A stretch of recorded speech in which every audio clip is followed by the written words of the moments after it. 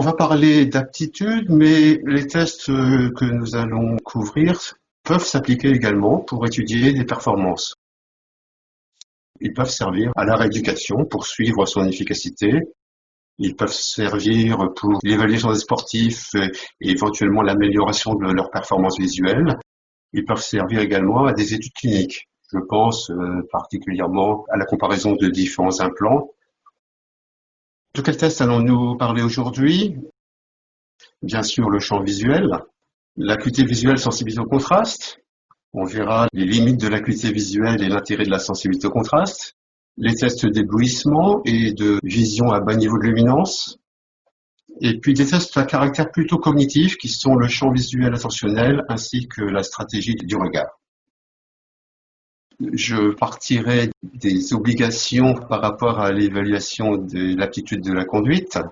Je vous rappelle le texte de référence qui est issu de la directive européenne qui date maintenant de 2009, qui a été transcrit dans les différentes lois des pays européens et qui dit littéralement que tout candidat à un permis de conduire devra subir les examens appropriés, mais qu'en cas de vision inadéquate, il devra être examiné par une autorité médicale compétente et faire attention particulièrement non seulement à l'acuité visuelle, mais au champ visuel, à la vision crépusculaire, la sensibilité à l'éblouissement, au contraste et à la diplopie.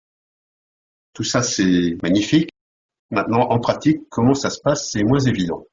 La chose la plus précise, c'est certainement le champ visuel, et encore, le texte de la directive européenne, c'est le minimum requis par rapport aux aptitudes, ce qui veut dire que chaque pays européen doit faire au minimum cela, mais il peut en faire plus. Là, déjà, ça devient compliqué.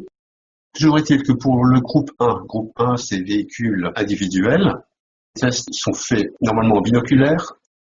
Quelle luminance, c'est pas indiqué dans le texte européen. Et donc on cherche l'absence de déficit dans le champ central jusqu'à 20 degrés d'excentricité et l'absence de déficit suivant le méridien horizontal jusqu'à 60 degrés d'excentricité. Groupe 2, c'est-à-dire le groupe professionnel, pas de déficit dans le champ central, cette fois-ci jusqu'à 30 degrés, et pas de déficit suivant le méridien horizontal jusqu'à 80 degrés.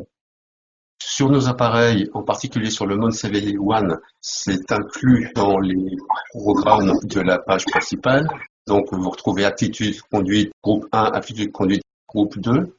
Voilà grosso modo la disposition des points qui sont utilisés, jusqu'à 20 degrés d'excentricité et jusqu'à 60 degrés. Et vous remarquerez que c'est pas uniquement le long du méridien, mais il y a quelques points au-dessus et en dessous, ce qui est recommandé par certaines associations d'ophtalmo, en particulier en Allemagne. La stratégie de présentation se fait à deux niveaux. On fait une première présentation à un niveau supraliminaire, typiquement 7-8 décibels au-dessus du niveau normal du patient.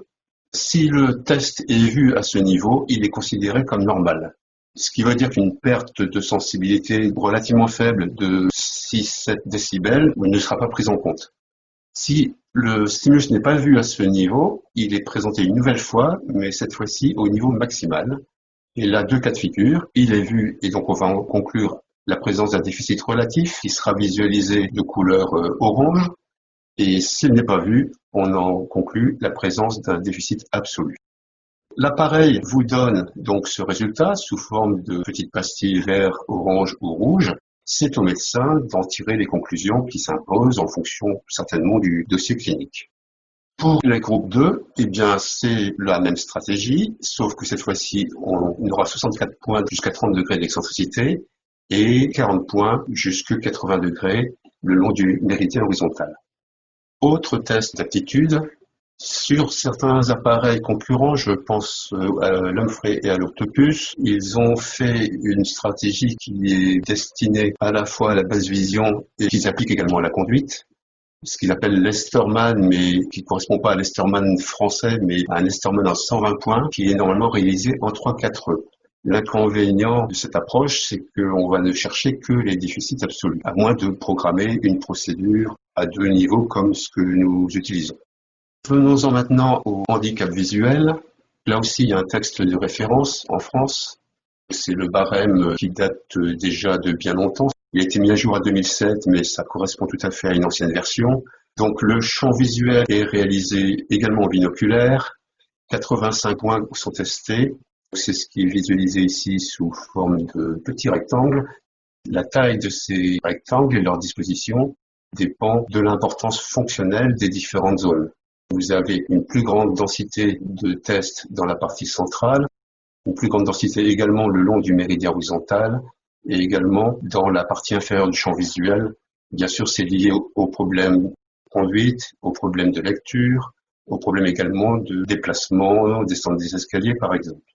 Cette fois-ci, c'est un test qui est fait à un seul niveau, qui est le 3-4E. Donc on cherche vraiment des déficits importants.